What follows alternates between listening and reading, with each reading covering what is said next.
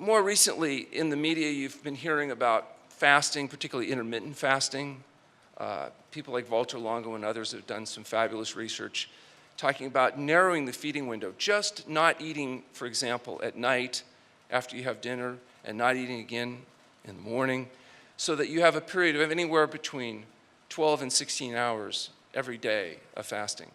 Even that period of fasting, just that 12 to 16 hours, is enough to induce metabolic changes that's been associated with improving health, improving glycemic control or glucose control, reducing the recurrence of breast cancer in a study that was published in JAMA.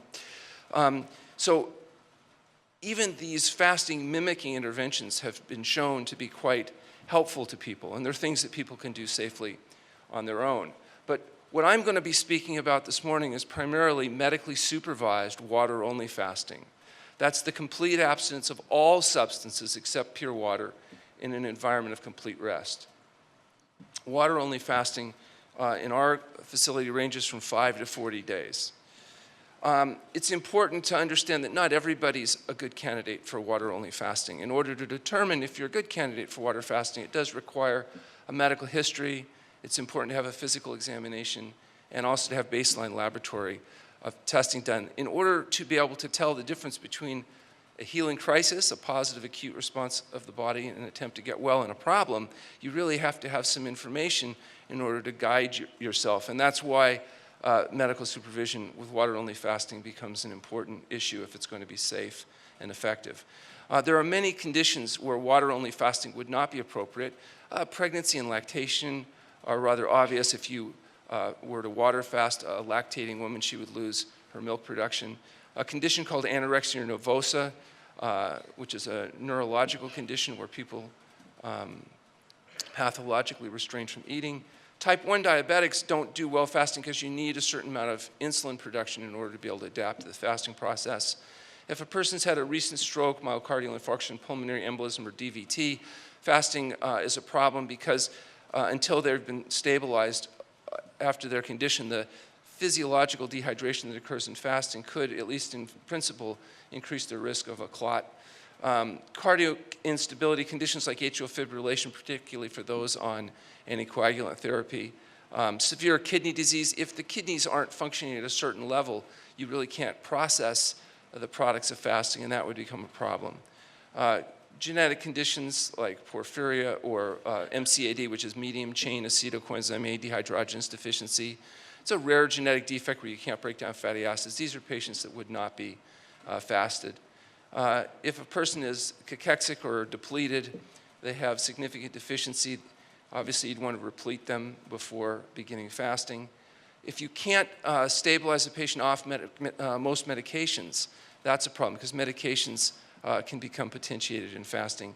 And if you're not able to rest. Rest is very important in fasting because if you maintain normal activities during water-only fasting, what happens is once you've depleted your glycogen stores, your body still has baseline glucose needs, both by the brain and the muscles. And if you increase your muscle activity, what happens is that muscle activity will increase glucose needs, and the only place the body has to draw that fuel is from the breakdown of protein through a process called gluconeogenesis. And so it's important if we want to burn fat and not muscle that patients have rest during fasting. So conditions that are favorable to fasting include obesity, elevated blood lipids, high blood pressure, and type 2 diabetes, essentially metabolic syndrome, the condition that's affecting the vast majority of people in our society. It also turns out that there's evidence that fasting is effective in helping with autoimmune disorders. Autoimmune diseases are diseases where the body's immune system begins to attack itself. Autoimmune, self-immune.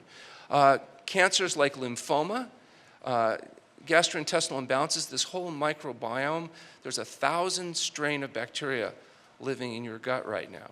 There's about 5 pounds of bacteria. Think about that. You have 1 trillion cells, 5 pounds of bacteria living inside you right now, living, eating, drinking, and pooing inside your system as we speak. And what those bacteria poo inside you largely depends on what you feed them. So if you feed them meat, fish, fowl, eggs, and dairy products, you're going to get products including things like TMA, which becomes TMAO. trimethylamine oxidase, which is thought to irritate the lining of the vessels and contribute to heart disease and other issues. On the other hand, if you feed your bacteria soluble fibers, which are their natural food, then you get fertilizer and you make things like vitamin K and things that you need. So you want to make sure that your bacteria are pooing healthy stuff inside you, fertilizer, rather than toxic waste, and that's going to be dependent on what you put in your mouth. And also dependency and toxicity issues. For example, most smokers, by the second or third day of fasting, report no withdrawal effects, which is interesting. Now, some people say, well, yeah, they're probably so miserable fasting they don't even think about the cigarettes, but I don't think that's true. Fasting duration ranges from 5 to 40 days. Sometimes it will average fast maybe between 1 and 3 weeks, and sometimes it will take more than one fast to resolve a given condition, depending on the individual. Now, this is brand new, never shown this before, but we're very excited about this. There's a machine called a DEXA scanner, which allows us, normally is used to screen for osteoporosis.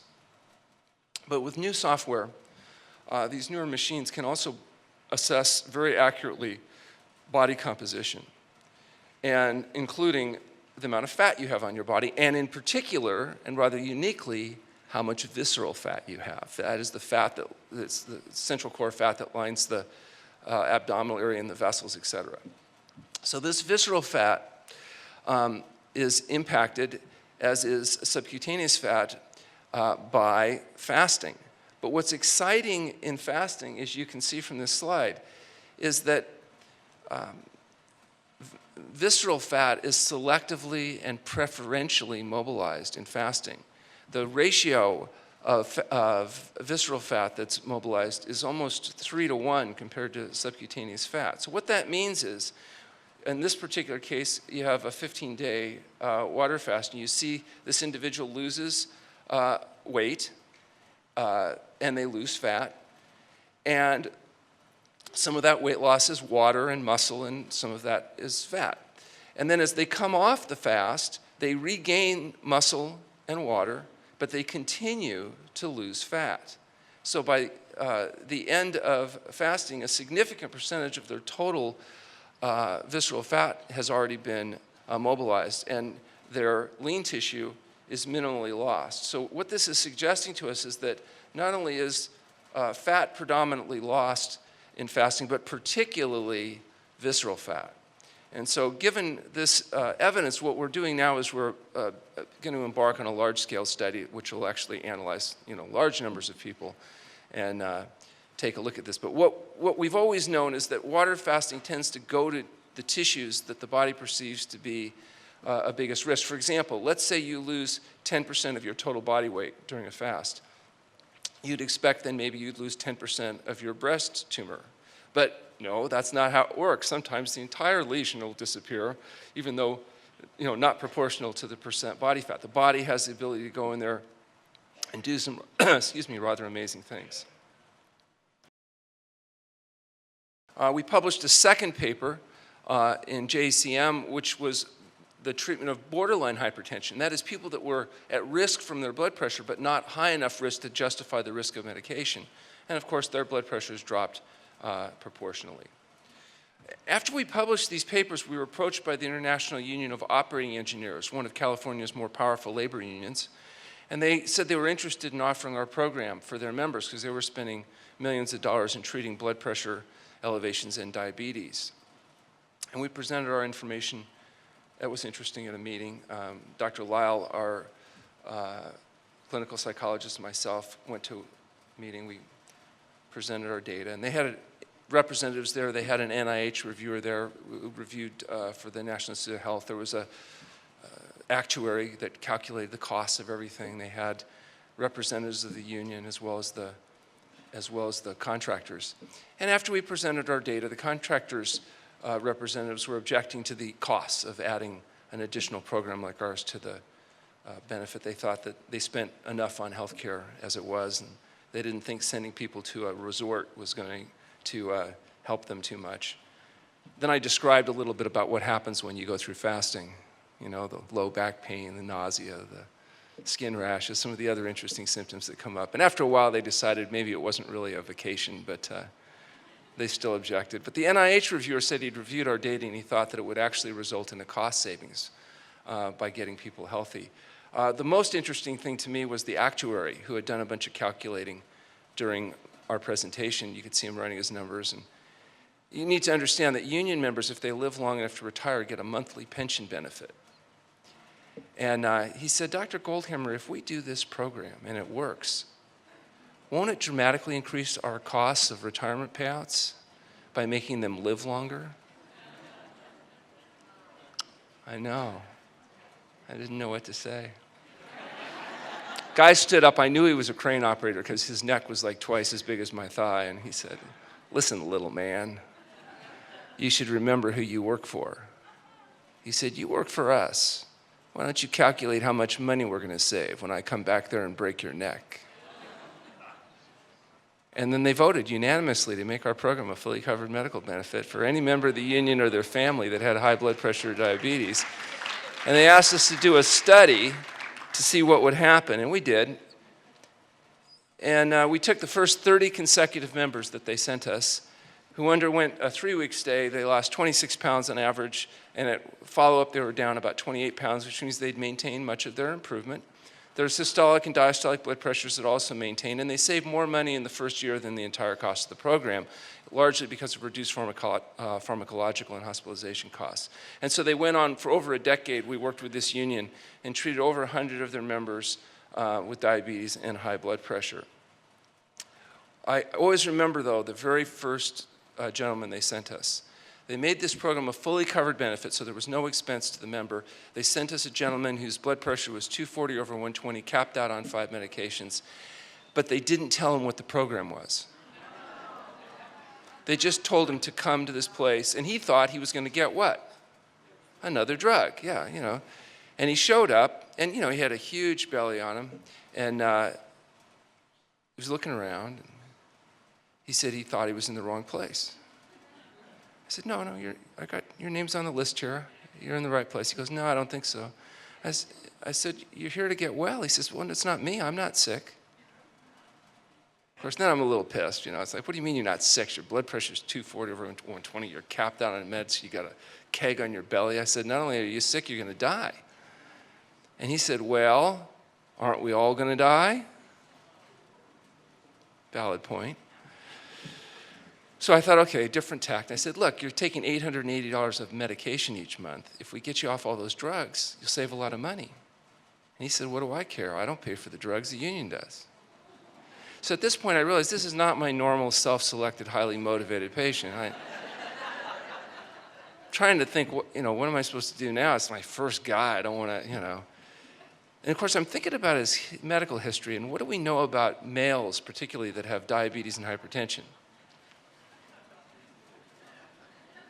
Yeah, so I thought, I said, if we get you off all those drugs, we may be able to do something about your little problem. So when he stood up, I was starting to think that wasn't such a good idea because he was a pretty big guy. He said, well, why the hell didn't you just say so? So we're, thinking, okay, got his attention. And he was telling me about his diet. And this was his diet. Except I couldn't get a picture without that nasty green stuff at the top there.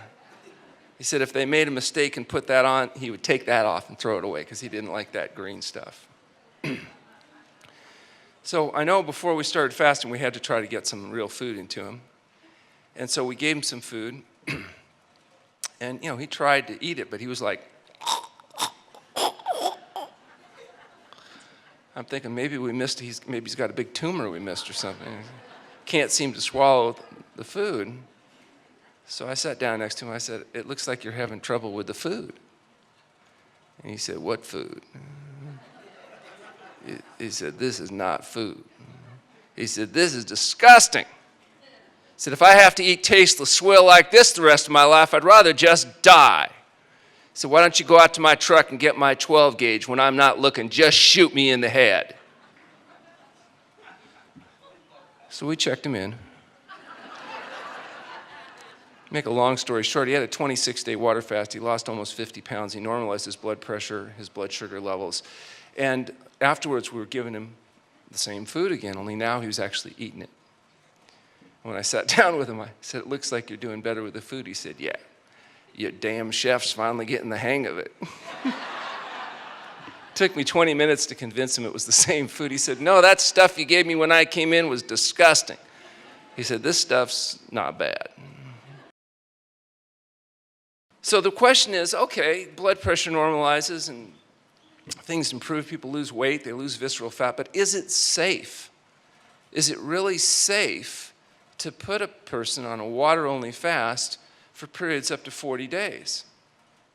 And so to answer that question, we did a study. It's called a safety study, where we took every patient that underwent this protocol for 5 years and analyzed every patient, every symptom, every day, and then used an accepted standard in order to come up with the results for this paper that was published in one of the peer-reviewed journals. And the common terminology criteria for adverse events from the National Cancer Institute was the standard that was used. And that means every patient's symptom every day has to be categorized into these 5 grades: mild, moderate, severe, life-threatening consequences, or death. So if you have a mild symptom or symptoms that day, they'll get categorized as a Category 1 adverse event, etc. We had 5,949 total adverse events in all of the patients that underwent fasting during that period of time. There were no Category 5 events, so nobody died. There was one Category 4 event. This actually was a case of what's called hyponatremia. The sodium levels went low. We had to realiment this person with added sodium in order to bring their salt levels back to normal. They did fine. 310 Category 3 events. Interestingly enough, a third of those were what are called hypertensive crises. A hypertensive crisis is any time your systolic blood pressure goes over 160. So you might ask, well, why would 100 or more people have blood pressure over 160 if they're fasting, since fasting is used as a treatment for high blood pressure? So the way this works is, any day your blood pressure is over 160 is considered an adverse event. So if a patient comes in and their blood pressure starts at, say, 220, and the next day it's 200, and the next day it's 190, and the next day it's 180, and the next day it's 170, each one of those days is an adverse event. Okay, even though clearly it's coming down. And so that's where those Category 3 events came from. Category 1 and Category 2 events are the symptoms we expect to see in fasting: low back pain, headache, nausea, all kinds of detox symptoms that are annoying but not threatening. 95% of adverse events are considered mild to moderate, and the conclusions of the study were that most of the events are not only mild and moderate, but they're the ones we expect that are known to occur during fasting, that there's a slight correlation between the numbers of adverse events and aging, but no correlation between the severity of events and aging. And this was very important, because until this study was done, nobody over age 65 could be allowed to fast in an approved study, because there was no safety data suggesting that it was safe. So if you were 65 or older, you were too old to be able to go through this process, supposedly. Now we know that there's no more chance because you're 75 than if you're 35 of having a serious event, and as a consequence, people are able to fast with a broader age range. And as the True North Health Center's protocol has been shown to be safe. So how is it possible that doing nothing, like fasting, could have a bigger impact on the leading contributing cause of death and disability than just about anything that's been shown? What percentage of people do you think that do water-only fasting lose weight? I know that sounds kind of quacky, doesn't it? 100% effective. But we know from the laws of physics and thermodynamics, if you don't eat, you're going to lose weight. Although I did have a patient one time who said that she wouldn't lose weight. So what do you mean you won't lose weight? She goes, no, she's been on all kinds of diets, she never loses weight. I said, so you're going to violate the laws of physics and thermodynamics? And she said, yeah. So she went on a fast. First day, what happened? She went up a pound. She was so excited. She felt vindicated. She said, see, Dr. Goldhamer, even water fasting, I gain weight. So she held a little fluid that day. She ended up losing 1 pound a day just like everybody else. Average weight loss is about 1 pound a day. And as we know now from the slide I showed you previously, we know that the net effect is going to be mostly fat loss, and in particularly visceral fat. Natriuresis is the selective elimination of sodium that accumulates in the body. And sodium is a real problem because excess sodium causes increased blood volume, which increases blood pressure, which is why people eating salt have a higher problem with blood pressure. It also causes edema and swelling, and not just conditions like congestive heart failure, but also it makes your arthritic pain and joint pain worse. It causes wounds not to heal. It stimulates passive overeating, so results in obesity and other problems as well. But this excess salt is selectively mobilized early on in fasting, and that's why you'll see people lose actually significant amounts of weight, which is mostly water initially, because of this excess fluid that's been retained to neutralize the effects of the sodium in the body. Detoxification. Are people really toxic? Is that true? If you took a fat biopsy of people, would you find several hundred different chemicals in various concentrations? Things like PCB and dioxin and pesticide residues and heavy metals, et cetera? Yeah. It turns out we're accumulating these. In fact, the single biggest source of toxicity for the average person, besides drugs and those types of things, is actually their diet, and in particular eating animal foods. It turns out that animal foods biologically concentrate the toxins from their environment, from their feed, from their treatment, and it builds up day after week after month. So when you eat an animal, you get its entire lifetime accumulation of toxins. In fact, if you look at it calorie by calorie, if you look at a calorie of plant foods and a calorie of animal foods, that animal food could have anywhere from 2 to 1,000 times the concentration of various chemicals because of this concept of biological concentration. And in fasting, the body rapidly begins to mobilize and eliminate these toxic products. In fact, some authors have suggested that you should never fast because the fast is so efficient at detoxification, it will overload your body's ability to keep up with it. Unless you take their proprietary products, then of course, then apparently it becomes safe. But that's not been our experience, of course. The body's well equipped to do fasting. Fasting is actually a biological adaptation. Humans had to be able to fast because our huge bulbous neuronal nets at the end of our spinal column called the brain is a big burner of glucose. It's our biggest burner of glucose, a major burner of energy. And so if humans with our huge brains didn't have the ability to fast, we could never have wandered away from the tropics. We'd be like other primates that you never see leave the primates because they need constant source of fuel because their brain doesn't convert to burning fat. It just burns glucose. Humans have this adaptation where we can burn fat, so the average, even a thin male can fast up to 70 days. So it allowed us to wander away from the tropics and survive. If not, the very first time spring came late, all the humans would have died. In fact, that's probably exactly what happened, which is why today humans, as a part of our genetic characteristics, have this ability to fast. And all we've done is taken this very natural ability and used it in a very abnormal, unnatural circumstance. And that's a circumstance where people are getting exposed to dietary excess. It doesn't really happen in a natural setting. Fasting also induces enzymatic changes. Have you ever wondered, if you want to burn fat storage, how does that happen? Well, it happens through a process called lipolysis, which is enzymatically driven. And when you go on a fast, you induce those enzyme systems of fat mobilization, including visceral fat mobilization. And what's interesting is even when you're done fasting, you're still more efficient at inducing fat mobilization than you were before fasting. It's very much like athletes become more efficient at mobilizing glycogen stores. That's why they go through carb loading and training.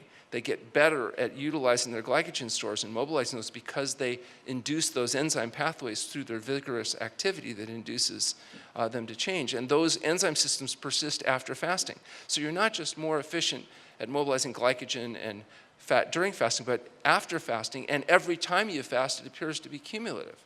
And it's not just endogenous enzyme systems, but also exogenous. How do you think you get those toxins out of your body? Most detoxifying pathways are enzymatically driven.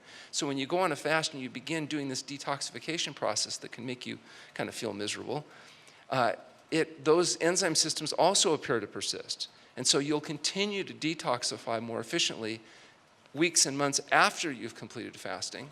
And in fact, that may be one of the mechanisms why intermittent fasting may be helpful, even that 12 to 16-hour period that you can do every day, because it may induce some of these changes that cumulatively persist.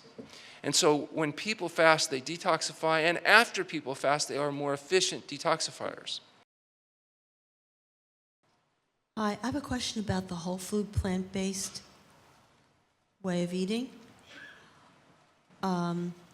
If one is pre-diabetic, is it okay to do whole food plant-based eating because it has a lot of carbohydrates? Right. It's only okay if your goal is to actually resolve the diabetes. So, okay, for pre-diabetes. Yeah, so the question is, what about if you're first of all, there's no, in my mind, pre-diabetes. It's like pre-pregnancy. It's just a various degree of insulin insensitivity. So if you have early diabetes, what you want to do is actually give the body a chance to heal itself.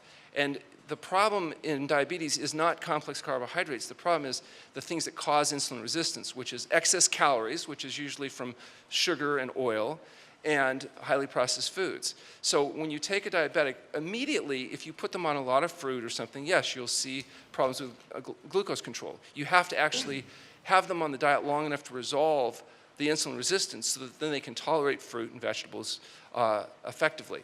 And so what we do is either put them in a plant-based diet and allow that process to happen usually rather rapidly, or if it's very resistant, we'll use water-only fasting, which will normalize blood sugar levels, and then after fasting, we introduce fruits, salads, and steamed vegetables. And what I'm telling you is the vast majority of type 2 diabetics are able to do that, maintain normal blood sugar levels without medication. So we're able to eliminate the medications and normalize diabetes. In the most resistant diabetics, the type 1.5 diabetics that are no longer producing optimum levels of insulin, sometimes you do have to further refine the whole plant food diet, perhaps to eliminate certainly all processed. We don't use fruit juices and these kinds of more processed dried fruits, etc. Sometimes we'll even restrict whole fruit in the diet until blood sugar level control is additionally improved. Some carbohydrates like beans have a lower glycemic response than maybe grains, and so you might use a diet that's more dominant in beans so that they get better short-term control. But understand, long-term control is a whole plant food SOS-free diet, and if necessary, fasting. And so, yes, you may need to modify the diet initially as you make the transition into using large amounts of green, raw, and cooked vegetable materials, because those have a much lower carbohydrate count, and as people are losing weight and reducing insulin resistance, that can be helpful for your short-term control. If you want short-term control, just eat meat, right? If you just eat meat, you have no glucose, and so you get a little bit better short-term control. The problem is it makes the diabetes worse until eventually that itself will fail as well.